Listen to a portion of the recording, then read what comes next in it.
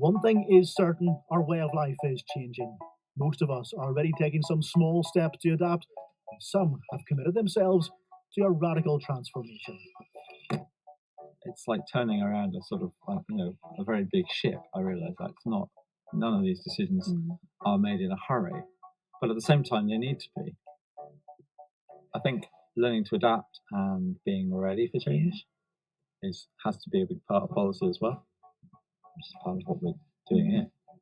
Hey, Chicky girls. This County Down family have taken the decision to live off grid to try and do as much as they can to tackle climate change. It's quite varied, which is good. No 2 days are the same, so there isn't really an average days. Some things you've got to, chickens always need fed, and there's always stuff to do in the garden, and there's lots of seasonal work. Looking back, I think I wonder how we managed to do all the stuff we've done, but at the time it didn't seem extreme at all. I was away looking at property. We'd looked all over Ireland. We looked in Wales, and then just found this by chance. I was pregnant at the time. We went down the next day, and we came around the corner of the other cottage and just went, "Oh, mountains!" And that was it, basically. Been empty for a long time, and it hadn't been kind of cared for probably for 20 or 30 years. So it's very overgrown. There wasn't really much here. The house wasn't habitable at that point. We concentrated just on getting in and having somewhere warm and dry. So it was pretty basic.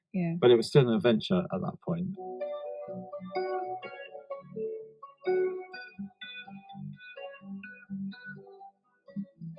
We're completely off-grid power here now. We still get people saying, "Oh, you can't solar power doesn't work in Northern Ireland." And then we thought, well, it does because we live off-grid. And we have a little wind turbine as well. So that kind of gets us through the middle of winter. And then in the summer, when we've got more power than we actually can use, we use the spare electricity, if you like, to heat water. So that does all our kind of hot water for the house.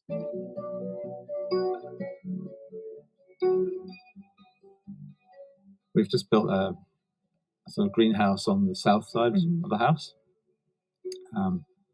So that, A, it gives us some growing space, and B, it's kind of buffer. So in the winter, we've got that extra kind of gap between the outside world and the back of the house, and it would stay at sort of 18, 20 degrees without us having to heat, even. We've used lots of insulation, all the kind of the things that we're told we're going to have to do to our homes, like adding more insulation. What we've done is we've planted lots of native trees, lots of alder. We've got quite wet, boggy ground here. They grow really quickly, and every sort of 7 or 8 years, we cut them down because it's coppicing. You cut them down, and then they put up new growth shoots, and then in 8 years' time, they're ready to cut again. So you can have infinite supply of wood. And at the same time, we've tried to reduce the amount of heat that we need to use.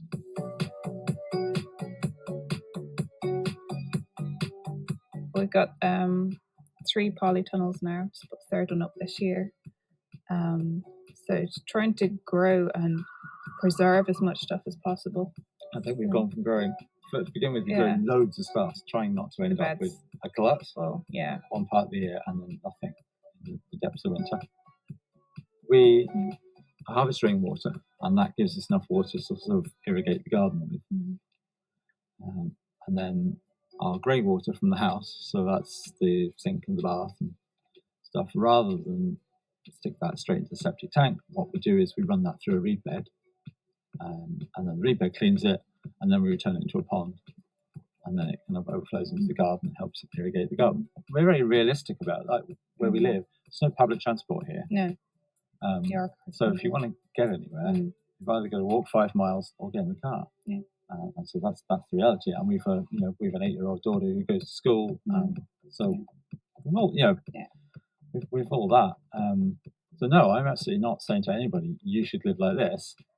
But I think that lots of people are being told that they're going to have to change the way they live, and hopefully we're kind of providing some answers to what that might look like.